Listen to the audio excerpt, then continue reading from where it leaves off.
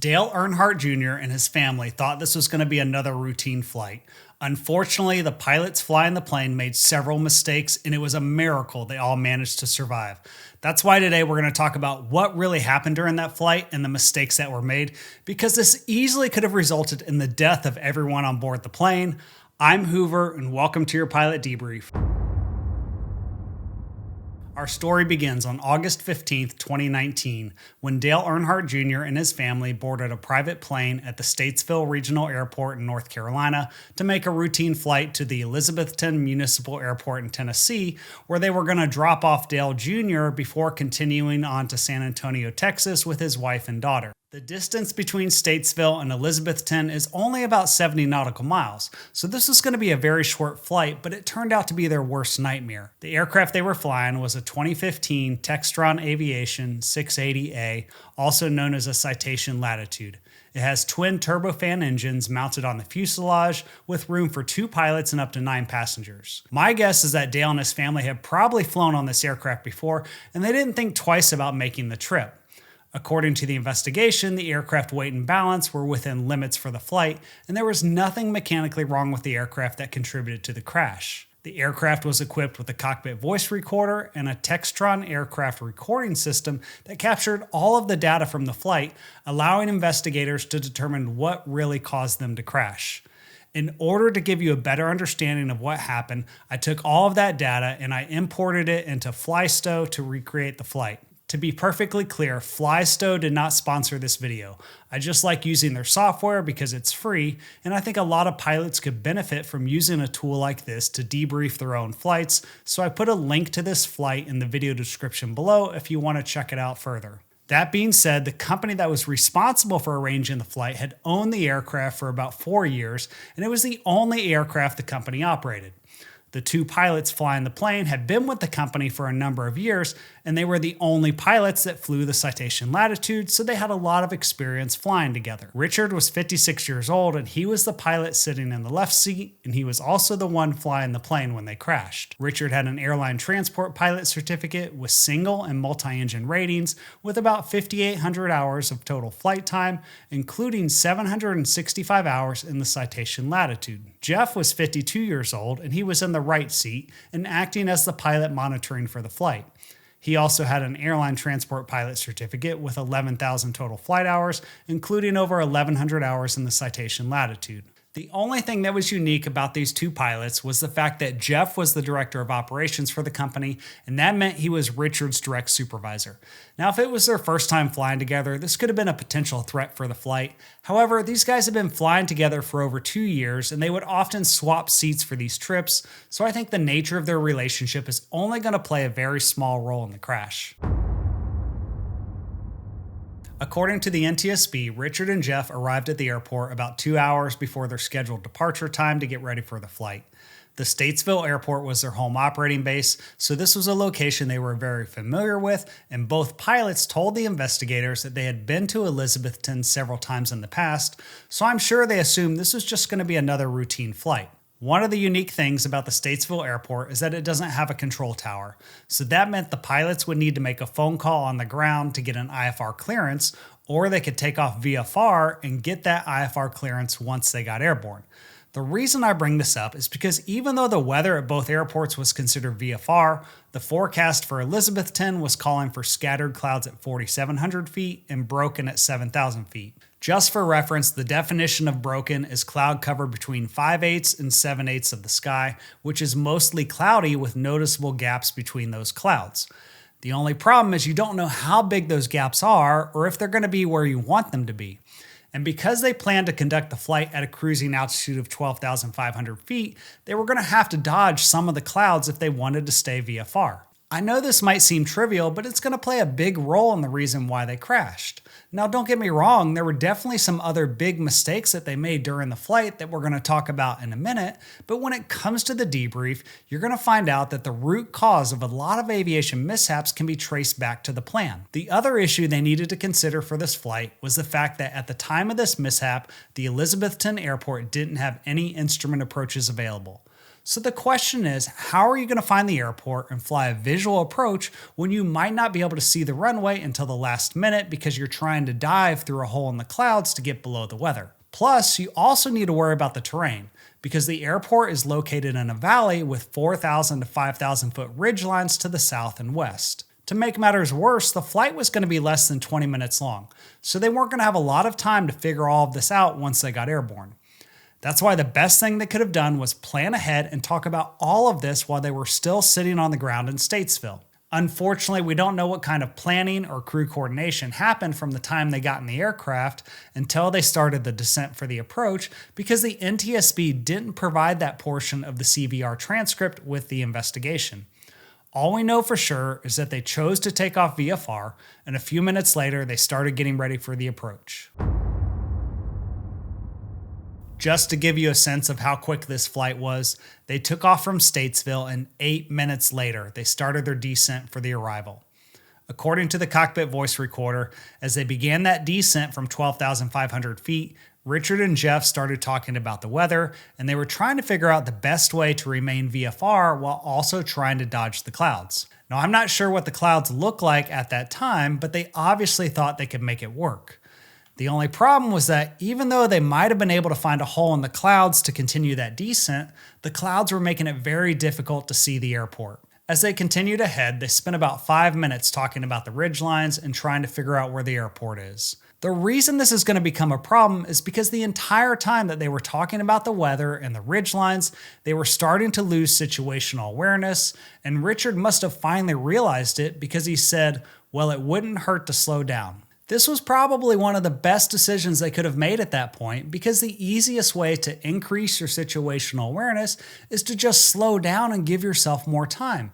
You always want to stay ahead of the aircraft and never try to force a bad situation. The only problem was Richard didn't listen to his own advice. When he suggested they slow down, they were doing about 250 knots, and it took him about 30 seconds before he finally pulled the power back, and because it was such a small adjustment, it took another 2 minutes before they slowed down to about 200 knots. While that was happening, Jeff mentioned he was going to program their altitude to 4,500 feet, but then changed his mind and said 5,500 feet because they still had one more ridgeline to cross over, and he didn't want the system to generate any warnings. Remember that for later. It's also worth mentioning that at no point during this transcript is there any evidence of the pilots conducting an approach briefing, which would normally include the go-around procedures. Now, I'll admit that it's possible that they talked about it earlier and the NTSB didn't include it in this section of the transcript, but you're about to see why that's probably not the case. Richard and Jeff continued to struggle to find the airport, and eventually they saw another airfield, which happened to be the Johnson County Airport, when they basically flew right over the top of it. That's when Jeff finally realized where they were. He told Richard they were way far out, saying they were like on a 12-mile final, and Richard started turning to the west. At that point, they were about 5,000 feet and doing about 215 knots indicated airspeed, which would have been a perfect time to slow things down. During the next 90 seconds, Jeff suggested that maybe they climb up higher on their current heading, hopefully to make it easier to see the airport. A few seconds later, Richard thought he saw the airport, but then they heard this. Terrain. Pull up. Now, if you remember from earlier, Jeff said that he was going to set their altitude to 5,500 feet so they wouldn't get the terrain warning. Well, the truth is they had descended to 4,600 feet, which meant they were only about 700 feet above the ground as they crossed over the ridgeline. But the thing is, they never talked about descending below 5,500 feet. So in my opinion, this is just a classic example of a breakdown in crew coordination where both pilots were spending too much time looking outside trying to find the airport instead of monitoring their parameters and safely flying the aircraft. Jeff made a radio call saying they were on a 7-mile final, but then he immediately questioned whether or not he had the right frequency, and Richard's response was, "I didn't look at it," which tells me they didn't brief or prepare for this approach. Jeff made another radio call saying they were on a 5-mile final, and according to the flight data, they were still doing about 210 knots in a clean configuration. That is not the kind of situation you want to be in if you're trying to fly a stable approach, and the easiest and best thing they could have done was simply go around. Instead, they tried to salvage the situation. Richard called for flaps 1, and then a few seconds later, he turned off the auto throttles and reduced the power to the idle setting, which is where it would remain for the rest of the flight. He asked Jeff to lower the landing gear, but they were still going too fast, so Richard extended the speed brake to slow down, and now they were about 3 miles from touchdown. They got a sink rate warning because they were descending too quickly, and they eventually lowered the landing gear and the flaps to 2 as they slowed through 195 knots. As they continued the approach, they received multiple terrain warnings yelling at them to pull up, but they just ignored the warnings and continued the approach. This was extremely dangerous, and they should have immediately executed a go-around, especially because if you haven't noticed already, at no point during this approach did they accomplish a before landing or a landing checklist. Instead, Jeff tried to warn Richard saying that they were really fast, and Richard responded asking, "Do I need to go around?" Jeff said no, and the mistakes they made during the next 60 seconds were only going to make the situation worse. Now, if you think that's bad, just wait until you hear about what happened after they crashed. When Richard asked if he needed to go around, they were only 15 seconds from landing, and there's just no excuse for what happened during this mishap. There's a reason why we have stabilized approach criteria, and when you're doing 210 knots in a clean configuration on a 3-mile final, I'm just not sure what goes through your head when you think it's a good idea to try to make that landing happen. Now, some might argue that Richard perhaps felt pressured to continue the approach because Jeff was his boss, telling him that he didn't need to go around, but Richard said that didn't have anything to do with it. Even though Richard had extended the speed brakes to slow down, he didn't keep them out for very long because Jeff said to get rid of them, meaning he wanted Richard to retract the speed brakes in order to avoid getting a warning message from the aircraft. About 8 seconds before touchdown, Richard said he was going to be on the thrust reversers quickly once they landed. Just for reference, this image shows you their flight path in white compared to a flight they did about 4 months prior to the crash depicted in blue.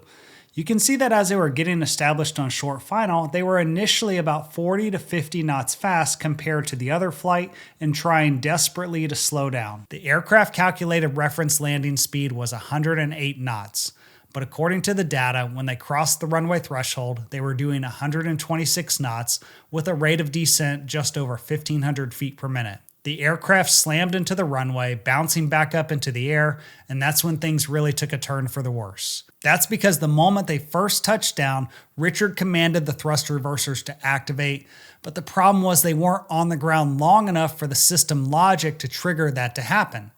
The second time they hit the runway, only the nose gear and the right main gear hit the ground and they bounced again, so still the thrust reversers hadn't activated.